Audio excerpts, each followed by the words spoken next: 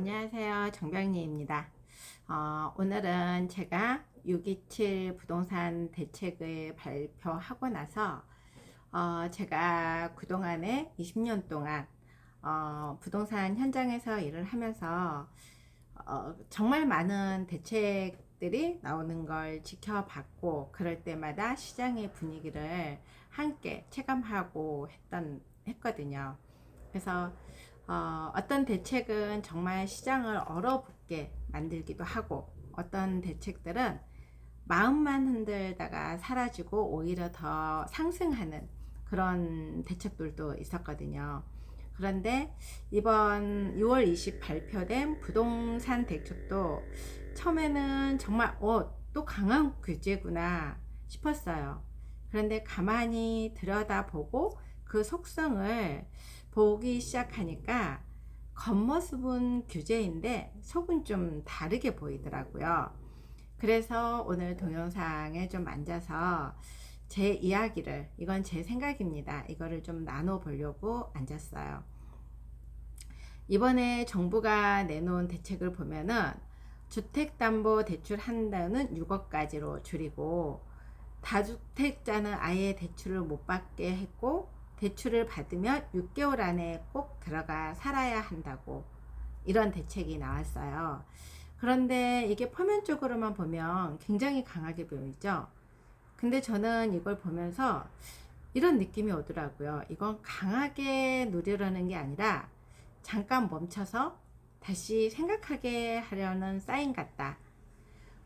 왜냐면은 지금 이 메시지로는 주택담보대출 한도가 6억이라는 거는 일반 이런 수도권이라고 했는데, 수도권은 10억이 넘지 않는 집들이 더 많거든요. 물론 분당이나 가천 이런 데 빼고서. 그리고 서울 지역은 지금 뭐 기본이 15억이 다 넘어가잖아요. 그러면은 15억 넘어가는 대출도 한도가 줄었거든요. 그리고 다주택자는 원래 대출이 안 나왔어요. 뭐 두주택까지 일시적인 2주택으로는 나왔지만은 다주택자는 대출이 안 나왔고, 그리고 또 하나는 대출을 받으면 6개월 안에 꼭 들어가 살아야 한다고 이 내용이 나왔는데, 이게 627 대책 전에는 2년 안에 대출 그 들어가는 처분 조건이 들어갔는데, 이게 6개월로 바뀌었다는 거거든요.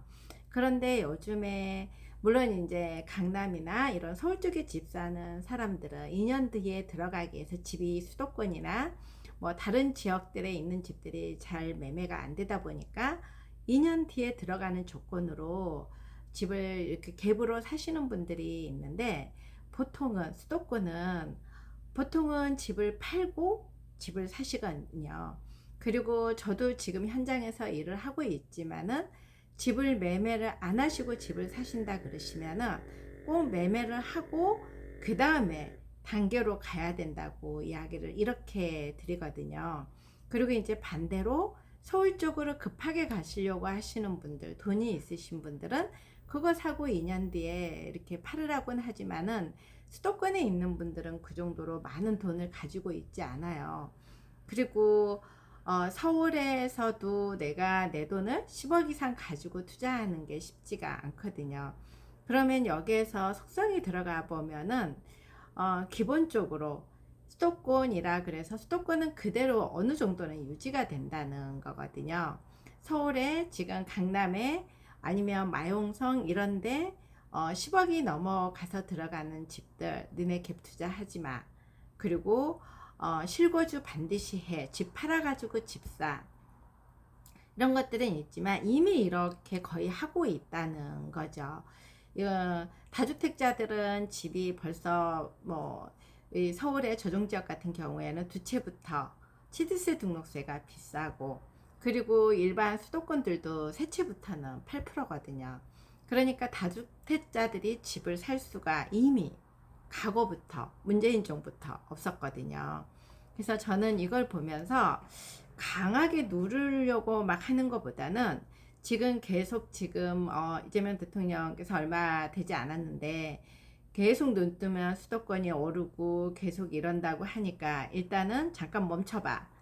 이렇게 지금 나온 게 하는 생각이 아닌가 하는 생각이 들었어요. 그리고 시장에 이제 우리 전체적으로 보내는 메시지는 지금 구체적으로 이걸 어떻게 해야 되겠다는 게 아니고, 지금은 내가 지금 다 이렇게 모니터링 하고 있으니까 니네 좀 멈춰, 너무 급하게 가지 마, 이런 식의 메시지가 아닌가 하는 생각이 들었어요. 그래서 이 정책의 속성을 좀 들어가 보면은 이런 게 담겨 있지 않는가 싶은 생각이 들어요. 일단은 첫 번째, 유보. 어, 방향을 명확하게 제시하지 않고 일단 멈추라는 의미. 두 번째는 심리적 통제. 강제보다는 시장의 행동을 좀 조절하려고 하는, 시장의 분위기를 좀 보겠다는 이런 내용이 있지 않나 싶고요. 세 번째는 신호라는 생각이 들고, 정부가 지금 이 부동산 대책을 어떻게 해야 되나, 어떻게 움직이나, 지금 양극화가 너무 심하잖아요. 지방은 정말 그야말로 지금 초상 줄도산을 하고 있고, 수도권도 마찬가지로 이번에 수도권이 다 들어간 거에 대해서 저는 좀 의아해했거든요. 왜냐하면 분당이나 가천이나 강릉 이쪽으로 수도권이 조금 올라가는 거 외에는 나머지는 지금 다 가격이 20, 30%는 지금 빠져 있고, 송도 같은 경우 인천 검단이나 이런 데는 정말 그야말로 아직도 미분양이 있거든요. 김포라든지. 그런데 지금 이 수도권을 전체를 넣은 거잖아요. 그래서 지금은 정부가 일단은 스톱 해놓고 이렇게 좀 들여다 보려고 하지 않나 하는 생각이 들었고, 그래서 이번에 이런 6.27 대책이 규제라기보다는 사람들, 우리들 스스로 조심하게 만드는 구조적인 심리전이라는 생각이 들더라고요. 왜냐면은 지금 너무 많은 이런 유튜브라든지 정말 그 가짜인지 진짜인지도 구별을 못하고, 그리고 상대적인 박탈감도 이런 유튜브라든지 이런 데서 너무 많은 것들이 양극화가 돼 있다 보니까 내가 정확한 기준이 없고 명확하지 않으면은 다 흔들린다는 거예요. 그리고 상대적인 박탈감 때문에. 그래서 이 대책을 분명히 양면성이 있지 않나 하는 생각이 들어요. 왜냐면은 음, 이 이야기를 들었을 때 모두 다 지금 큰일 났다, 앞으로는 지금 집값이 멈출 거다, 그리고 이런 대책이 나오면은 또다시 서울은 이제는 부자들만이 들어갈 수 있다, 여러 가지 지금 해석들이 많이 나오는 것 같아요. 그런데 어떻게 보면은 한편으로는 너무 빠르게 올라가던 시장을 좀 식히는 역할을 할 거라고 보고, 분양권도 지금 너무 양극화되어 있잖아요. 지금 지방 분양권, 이렇게 수도권 지방권, 그다음에 서울에는 뭐 묻지마 그냥 분양권이잖아요. 그리고 지금 대출이 금리가 2022년에 올라갔을 때는 이렇게, 아무리 우리가 그때 등촌주공 같은 경우도 대출 때문에 가격이 떨어져 있어도 들어가지를 못했거든요. 금리가 6%대까지 올라가니까. 그런데 지금 금리가 떨어진다는 이런 심리 정도 있다 보니까 너무 지금 대출이 많이 지금 한다는 생각이 들지 않나, 이런 생각도 들고, 그리고 또 반대로 실수요자들까지 지금 이제는 벌써 움츠려 드렸어요. 오늘 문의 전화도 대체적으로 매수자들은 조금 집을 좀 지난주에 봤던 분들도 대출이 벌써 이걸 제대로 알아보지도 않고, 무조건 이 내용만 보고서는 우리는 다 내용을, 속성을 들어가 볼 수가 없잖아요. 그래서 벌써 시장은 멈췄거든요. 그리고 사람들은 더 눈치를 보더라고요. 그리고 반대로 오히려 지금 오피스텔 같은 경우에는 틈새 시장으로 전화가 오고 있어요. 왜? 오피스텔은 이거 아파트하고 다르기 때문에 이런 게 또 해당 사항이 없거든요. 그래서 이렇게 대책이 나올 때마다 예전에는 저도 이런 속성을 보고 그 다음에 그 양면성을 보고 이런 거보다는 그냥 그 액면 그대로 받아들여서 이 모든 것들을 지금은 이렇게 규제가 나오면 움직이면 안 된다는 생각만 가지고 있었는데, 그럴수록 여기에서 지금도 우리가 힘들 때 오히려 이야기를 했듯이 가장 힘들 때 투자를 많이 해보고 경험을 많이 해본 사람들 그때 들어가더라고요. 그런데 투자를 안 해보고 경험이 없는 분들은 이런 매스컴이라든지 항상 그 내 기준치가 없다 보니까 이런 남의 말, 지금도 유튜브에 들어가면은 온갖 건 6.27의 대책에 대해서 모두 각자의 생각을 이야기를 하고 있어요. 그런데 그거는 그 사람들의 관점과 속성이라는 거예요. 저도 지금 제가 이렇게 말하는 거는 제가 20년 동안 부동산 현장에서 노무현 정권 때, 그리고 문재인 정권 때, 이번에 이 이재명 정권 때, 이 정권 때, 그리고 또 이명박, 박근혜 정권, 윤석열 정권, 이런 정권들에서 나왔을 때 이런 안화와 구제와 계속해서 이게 밀고 당기고 해주는 것들을 보면서 여기에서 오히려 성공하는 사람들은 이런 대책의 흐름을 잘 파악을 하고 이 속성 파악을 하고 과거로 돌아가고 과거에는 이게 어떻게 움직였나, 지금 당장 2, 3년 전 과거가 아니라 그 전에 10년 전, 20년 전의 과거에는 어떻게 움직였나, 이런 흐름을 보면서 가더라고요. 그리고 막 이렇게 가격이 올라갈 때는 정말 투자를 잘 하시는 분들은 멈출 줄을 알더라고요. 근데 보통 사람들은 이런 멘트, 그리고 요즘에는 특히나 예전에는 뉴스를 많이 했다면 지금은 이제 유튜브에서 너무 많은 정보를 아니까 내가 다 알고 있다는 착각을 하고 계시는 것 같더라고요. 다 각자의 그 내가 듣고 싶은 말만 들으려고 하다 보니까, 그리고 내가 좋아하는 사람의 유튜브가 있다면 그 사람의 말만 들으려고 하다 보니까 이 내가 지금 집값이 떨어지길 원하면 떨어지는 유튜브의 말만 듣는 거고, 올라가고 내가 집을 사고 뭔가 투자를 해놨고, 그리고 내가 정말 이 상승기를 맛봐야 된다고 생각하는 사람들은 올라가는 거에만 초점을 맞춰서 듣더라고요.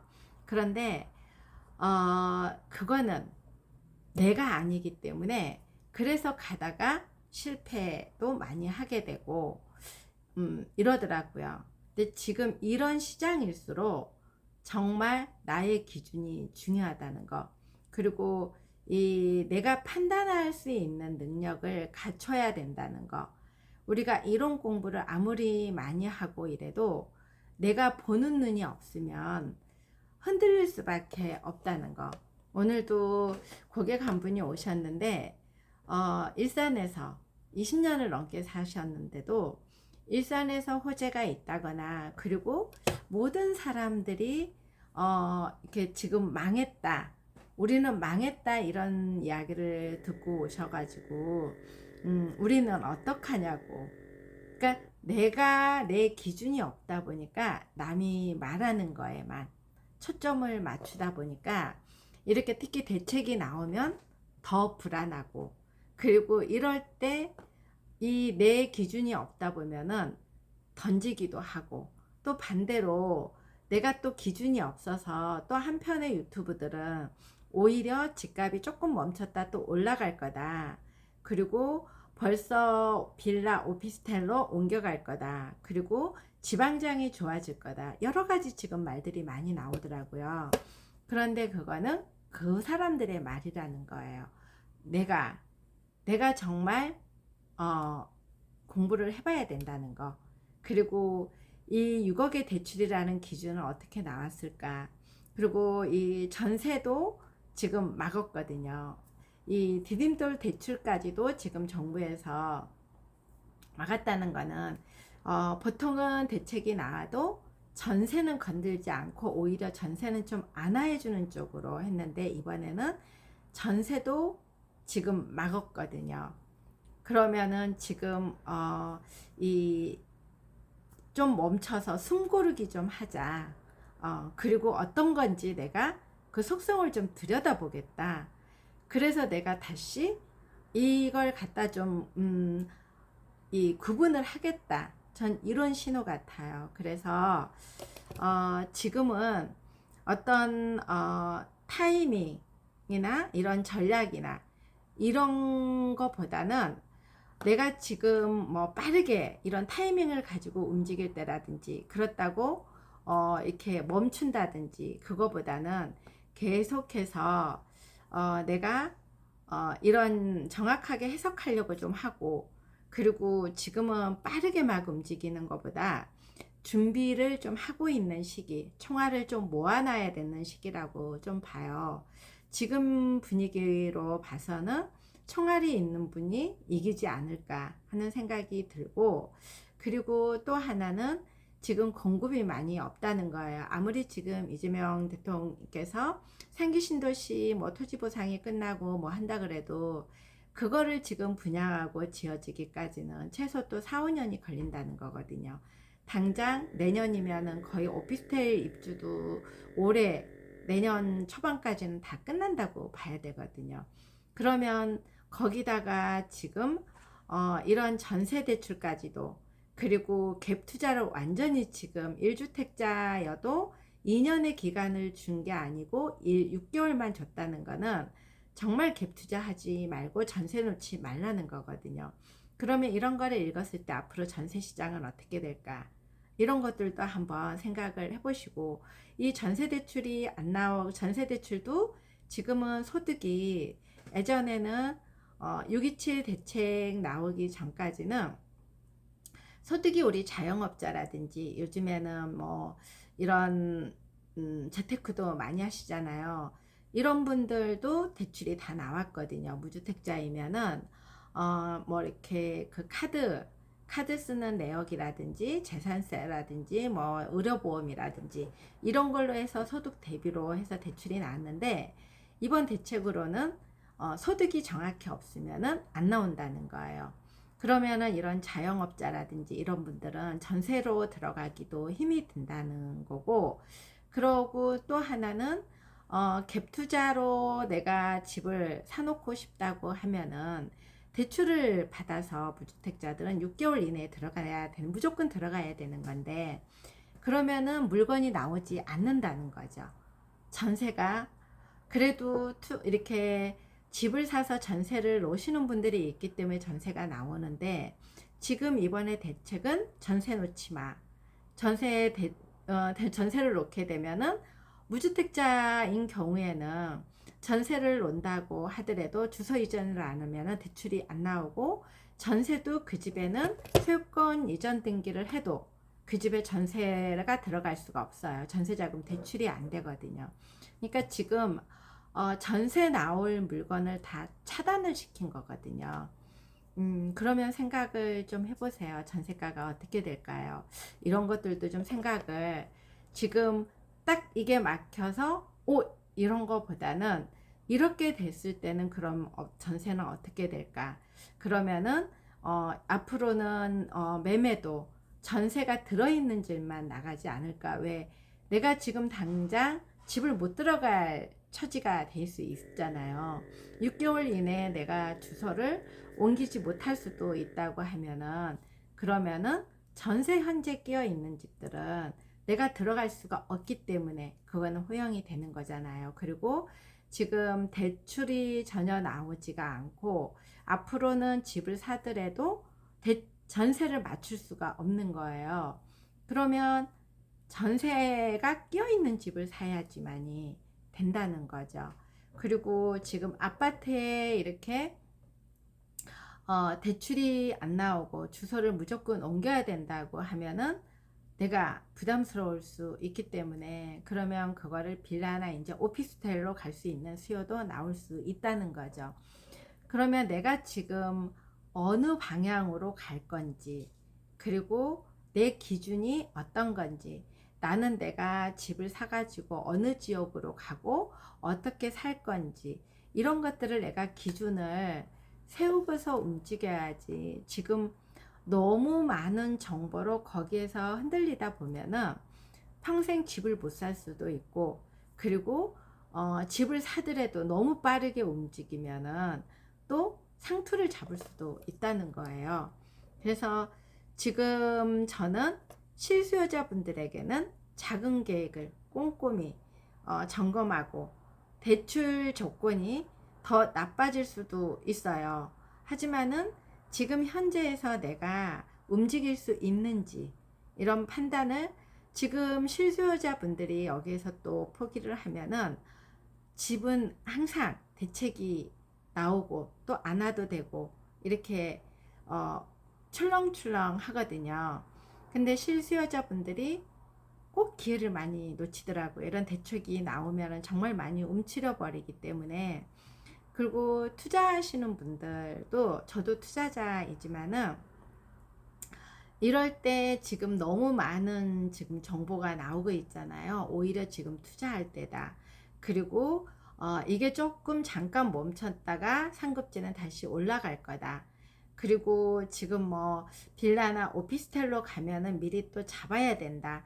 뭐 여러 가지 생각들이 많으실 거고, 너무 많은 정보들이 나오다 보니까 나에게 꽂히는 정보가 있을 거예요. 그러더라도 성급하게 뛰어들지 말고 이 정보가 어떤 지금 속성이 있는지, 여기에서 지금 말하는 게 어떤 건지 남의 말보다는 이런 말들을 들어보고, 그 다음에 나도 한번 간추려 보고, 그리고 내 기준을 세우고 내가 가고자 하는 명확한 방향성을 만들어서 가야지. 그럼에도 불구하고 실패가 중간에 있거든요. 그렇기 때문에 너무 서두르지는 말되, 대신에 이런 정보 흐름은 꾸준히 모아가면서 공부를 하고 관찰해 보는 게 어떨까 싶은 생각이 들었어요. 저도 제가 이 시기를 지금 멈추는 게 아니라 지금 분위기를 보고, 지금 이런 속성을 보고, 그리고 내가 과거에 2007년도에 이런 것들이 흐름을 몰랐기 때문에 어떻게 보면은 그때도 제가 상투자여서 저는 제가 그때 투자자의 입장이 아니라 실수요자 입장이었거든요. 갈아타기였는데 그게 실패를 했기 때문에 정말 구렁텅이로 빠졌었고, 그리고 또 그 기점으로 해서 공부를 하면서 이런 속성을 알기보다는 시장 분위기로, 그래서 또 2013년도에 어떻게 보면은 투자자들이 들어오면서 거기서 또 저도 공부를 해 나가면서까지 올라왔지만, 그럼에도 불구하고 2018년 19년도에 사람들이 그렇게 많이 움직일 때도 저도 같이 움직였거든요. 그런데 20년 동안 투자를 하고 분양권도 하고 여러 가지를 해보면서 나름대로 많은 공부도 하고 정보도 듣고 책도 많이 읽었다고 이렇게 생각을 했음에도 불구하고, 제가 2020년도에 아산에 천안 아산에 분양권을 샀거든요. 그랬을 때 그 오피스텔 주거용으로 그 흐름을 또 탔었던 거고, 또 임장까지 제가 가고, 여기에는 앞으로 거기에 그 삼성 디스플레이스가 들어온다 그랬거든요, 탕정역에. 그런데 그게 지금 삼성이 안 들어갈 줄은 전혀 몰랐고, 그리고 오피스텔이 그 다음에 DSR이 막히고, 그리고 주택수에 들어가고 이러는 바람에 오피스텔 수요가 완전히 차단이 되면서 7월부터 입주 예정인데, 토요일날 제가 아산에 사전 점검을 하러 갔다 왔거든요.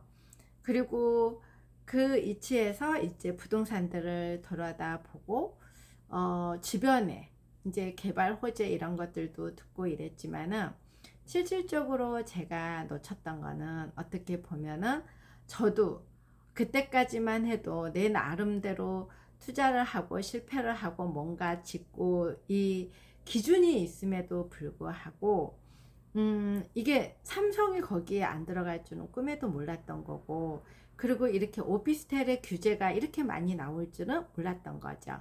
그것까지 제가 알았더라면 들어가지 않았겠죠.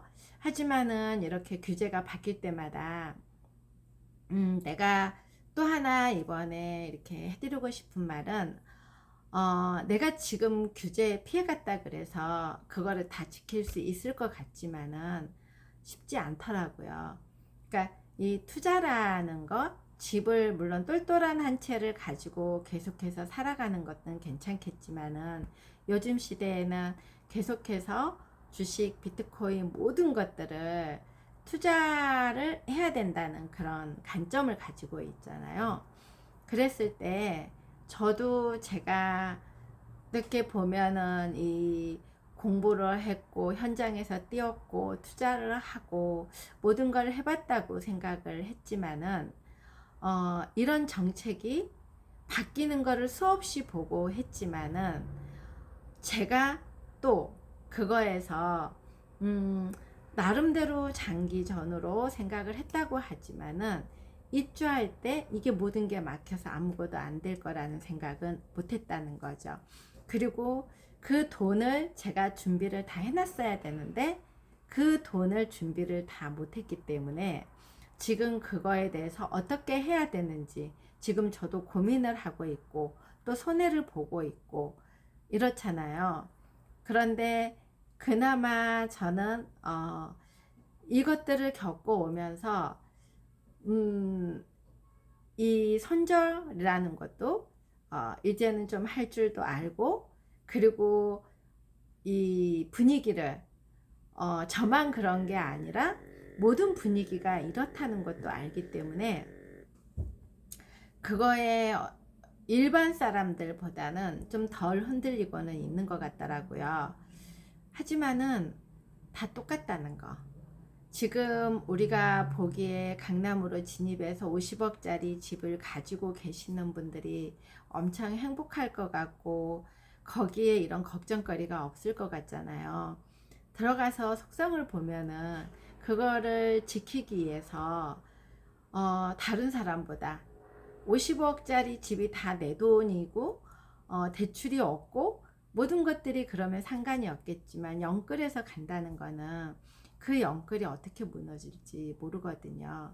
그렇기 때문에 이 동영상을 보시는 분만이라도 이런 이 홍수 같은 이 많은 정보에 너무 많이 흔들리지 마시고 내가 기준점을 정해서 내가 감당할 수 있는 능력, 그 능력으로 진입을 해야지만이 흔들려도 실패하지 않고 가는 길이더라고요. 근데 내가 남 따라가서 가다 보면은 물론 성공할 확률도 많이 있지만은 그거를 지켜내기 위해서 그 고통도 많이 따른다는 거. 그리고 이 부자들이 그냥 부자 된 거는 아니라는 거. 하루아침에 이게 확 이렇게 점프해서 올라간 게 아니라 정말 단계 해서 올라갔다 내려오고 올라갔다 내려오고 내려오고 이러면서 거기에서 경험치들이 쌓이고, 그리고 내가 또 뭐를 어떤 걸 해서 실패했나. 저 또한 2007년 2007년도까지는 제가 이 부동산에 대해서 일을 하면서도 전혀 몰랐다가 제가 다 완전히 모르고 들어가서 망하고 나서 밑바닥이 저는 이제는 다 안 될 거고 나는 일어설 수가 없을 거라고 생각을 했는데 또 그게 저에게 기회가 됐던, 어떻게 보면은 부동산 업자로서만 제가 살게 해준 게 아니고 투자자의 길로도 갈 수 있는 길목을 또 마련해 줬다는 거죠. 그리고 또 이런 과정들을 또 거쳐서 지금 이번에 분양권, 지방에 제가 또 오피스텔 분양권을 하면서 이거가 제가 실패로 끝날지 정말 성공으로 끝날지는 모른다는 거예요. 하지만 지금은 제가 그때 당시에는 굉장히 잘했고, 그리고 선택도 잘했고, 직접 가서 보고, 그 다음에 주변에 뭐가 들었는지도 굉장히 확실하게 체크를 했고, 그리고 거기는 인구가 유입이 되고, 그리고 학교가 몇 개이고 어떻게 되는 거 다 시장 조사를 했음에도 불구하고 이런 대출 규제가 들어가고 주택수가 들어가고 이렇게 되다 보니까 누가 사주는 사람이 없으니까 아무리 싸게 내놔도 누가 사주려고 해야 되는 건데 그런 게 없다 보니까 항상 제가 손님들에게는 내가 누구 뭐를 투자할 때는 내 거를 누가 사준다는 사람이 있을 거를 대비해서 해야 된다 이렇게 말했음에도 불구하고 저 또한 이런 시장까지는 제가 오피스텔로 이런 시장까지는 경험이 없었기 때문에 어떻게 보면은 그리고 킨텍스에서 오피스텔로에서 제가 거기서 돈을 벌고 또 성공을 했기 때문에 그 오피스텔도 돈이 된다는 거를 성공을 맛봤기 때문에 어떻게 보면 또 그것도 했던 거거든요. 그래서 그 책에서도 그런 말이 나오잖아요. 한번 성공을 맛보면 그거를 가지고 데이터를 가지고 그 다음 것도 예상을 한다는 거. 근데 그게 틀릴 수도 있고 맞을 수도 있지만 대부분은 내가 기준치를 가지고서 있으면은 맞을 수가 있지만은 내 기준치가 정확하지 않기 때문에 틀릴 확률이 훨씬 더 많다는 거죠. 그래서 이번에 이 대책도 지금 벌써 강남은 집값이 안 떨어지고 더 올라갈 거다. 그리고 이런 마용성이나 이런 노원구나 벌써 이런 데가 들썩들썩 한다. 그리고 지금 빌라 오피스텔도 들썩들썩 한다. 이런 말들이 지금 계속 나오는데 그런 말들이 나왔을 때 내가 지금 거보다 과거 것도 돌아가고 과거에 이런 정책이 나왔을 때는 어떻게 시장이 돌아갔을까 이런 것들도 한번 찾아보시고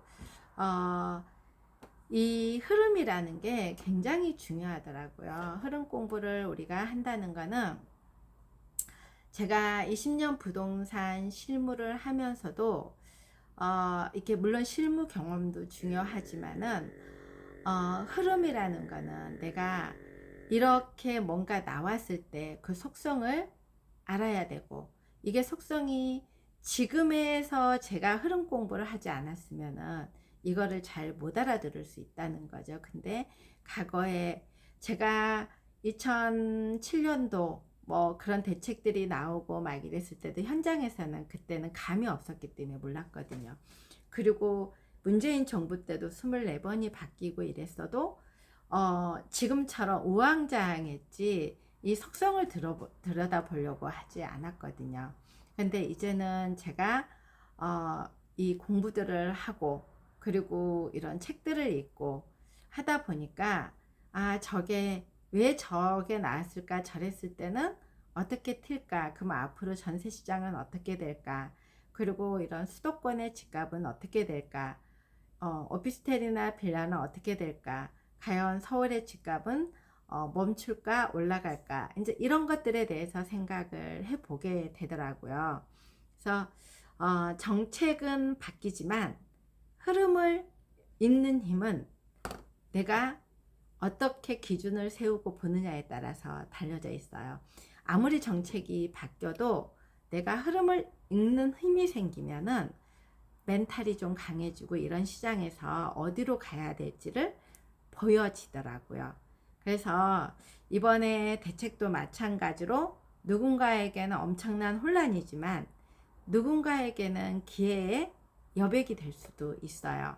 그래서 여러분이 그 기회를 잡을 수 있도록 나만의 시선, 나만의 감각으로 이런 흐름 공부를 해보시고 그리고 어떤 이런 저의 말도 들으면서도 제가 전하고자 하는 저 사람이 전하고자 하는 것은 어떤 걸까 이런 것들도 한번 생각을 해보시는 게 어떨까 하는 생각이 들었고요. 6.27 대책 때문에 뭐 이렇게 집을 장만하려고 했던 사람이라든지 전세를 얻으려고 했던 사람이라든지 이미 매매를 해서 전세를 주려고 했던 사람이라든지 지금은 다 같이 지금 혼란인 것 같아요. 하지만 속성을 들여다보세요. 그러면 이기가 기회가 될 수도 있고 또 이게 그대로 정말 멈출 수도 있고 다 이 보는 눈을 키우다 보면은 내 관점이 생기고 그리고 내가 이 기준치가 생기고 타인의 말들이 들어오는데 그 타인의 말들을 내가 간추릴 수 있어서 누구의 말에 흔들려서 가기보다는 내 기준치와 타인의 말을 접목하고 이런 대책이 나왔을 때 그 속성을 접목하다 보면은 어떻게 좀 내가 지켜봐야 되는지, 그리고 내가 총알을 얼마를 준비해야 되는지, 그리고 언제쯤 들어갈 기회가 가져야 되는지, 그리고 지금은 상급지로 가야 되는지 아니면 지금은 돌 오른 이런 하급지, 이렇게 비급지로 가야 되는지, 이런 것들이 알아지게 될 거예요. 지금은 멈추는 지금 대책일까요? 아니면은 기회를 주는 대책일까요? 여러분 생각해 보세요. 감사합니다.